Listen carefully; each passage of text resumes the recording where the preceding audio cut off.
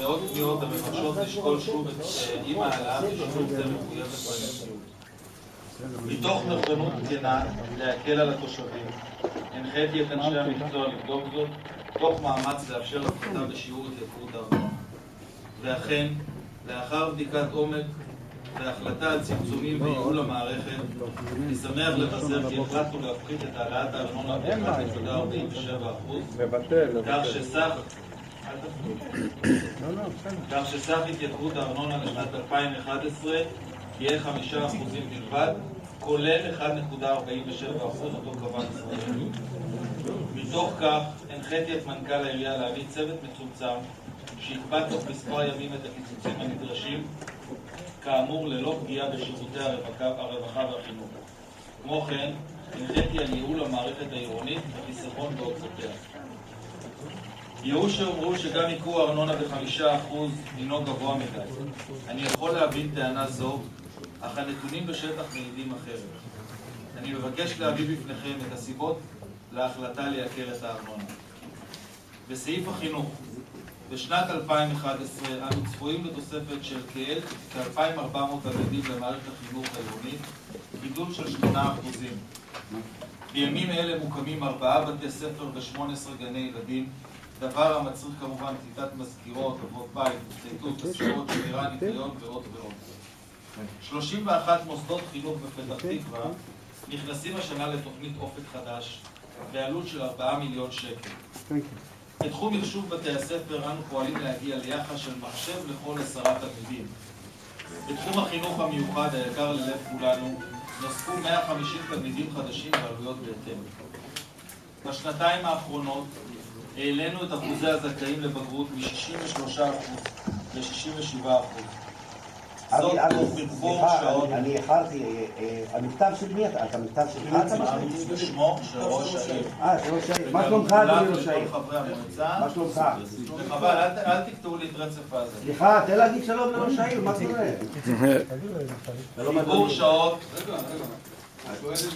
אני מאחל לך בריאות, תהיה חזק למען העיר, אבל מה קשור הנאום הזה? זה נאום בחירות, מה עשינו, מה לא עשינו? אבל אנחנו בתקציב, במה אנחנו? הצעה לסדר. הצעה לסדר על מה? זה הודעה שקשורה להצעה לסדר לבטל את העליית הארנונה. אבל מה קשור מה עשינו, מה לא עשינו? תגבור שעות, תקשור מערכת החינוך, ונוסף לכך דיווח למצוינות, סיוע נרחב לתלמידים ממשפחות מעוטות יכולת, יום לימודים ארוך ועוד. אלה ועוד מחייבים אותנו לתוספת של 10 מיליון שקל. חוק נהרי, שתקצובו נגזר מהחינוך הכללי, מסתכם לרשות בסך של 7.5 מיליון שקל, אם כן התוספות לחינוך בלבד הן של 17.5 מיליון שקל. שפע בגנים ונוף. ב5 שנים האחרונות נוספו לעיר 26,000 תושבים חדשים, וכתוצאה מכך נוספו 13,000 טון פסולת בשנה. לשם כך, העירייה רכשה 2,000 פחים חדשים, תוספת של 126 גנים ציבוריים בשנים הנ"ל, הביאה להוצאה כספית משמעותית בהשקיית הגינון ותחזוקתן. תרבות, משנה לשנה נוספים אירועי תרבות בהתאם לגידול האוכלוסייה וצרכים.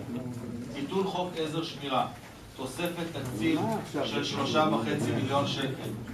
ישנם כאמור סעיפים רבים ונוספים, שכן התמונה המובאת בפניכם משקפת נאמנה את הגידול האובייקטיבי בצרכים של עירנו שיש לי את הכבוד לעמוד בראשה. יש גם גידול בהכנסות, זה אל תשכח לציין בסוף. שלא העלו השנה את הארנונה בהיקפים דומים, עשו כן בשנה שעברה. עייפתי. בטבלה שפורסמה במעריך בדצמבר 2010, עם מצורפת החוק, ניתן ללמוד כי בשעה שבפתח תקווה לא עלה שיעור הארנונה, רעננה העלתה את הארנונה ב5.5%, ראש העין ב5%, גבעתיים ב8%, הוד השרון 5%, רמת גן 4.5%, גדרה 5%, ואני מבטיחם שהגידול באוכלוסייה בערים הנ"ל קטן משמעותית מזה שאצלנו. מצורפת טבלה הסוקרת את 6 השנים האחרונות, מעידה כי בפתח תקווה לא עלה שיעור הארנונה, בשעה שבערים אחרות נעשה כן. העיר פתח תקווה יקרה לכולנו.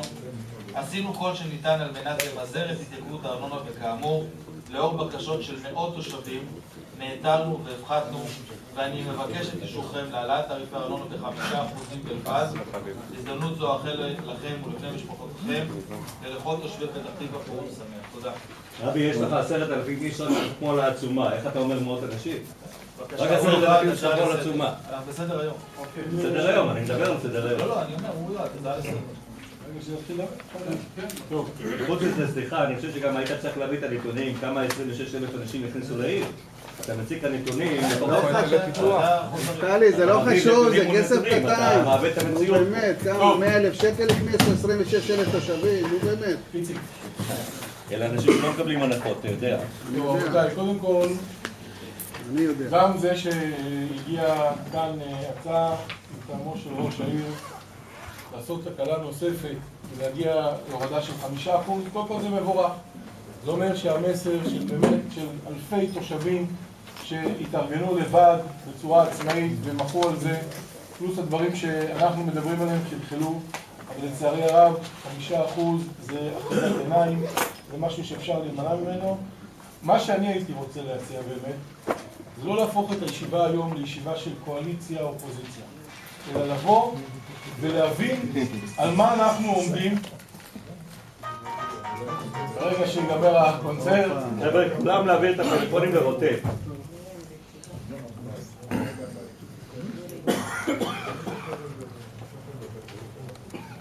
אני נשבע לך שאם המצלמה שלך הלאה.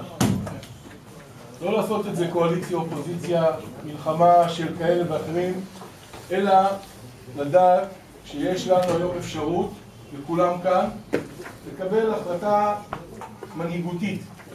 החלטה של אנשים שבאמת לפני שנתיים וקצת הלכו לציבור, הציגו את עצמם כמי שידאגו לאינטרסים של הציבור, ואחר כך קיבלו את הקולות מהתושבים ובאו והתיישבו כאן כדי לייצג אותם. אין הרבה אפשרויות בכלל, בטח ובטח שמדובר בנבחרי ציבור, לקבל הזדמנות שנייה, לקבל אפשרות לתקן החלטה שבמקור היא טעות, ויכול להיות שאפשר להבין למה היא טעות. כשאנחנו התבקשנו לפני 3 חודשים, זו הסיבה שבעצם אנחנו מביאים את ההצעה הזאת להצבעה נוספת, ולפי החוק אתה חייב לחכות 3 חודשים, לאשר את עליית הארנונה, אבי, לא היה לפנינו תקציב העירייה. גם אז סיפור כמו במכתב הזה, או בהצעה הזאת שסגרת, שהעיר גדלה,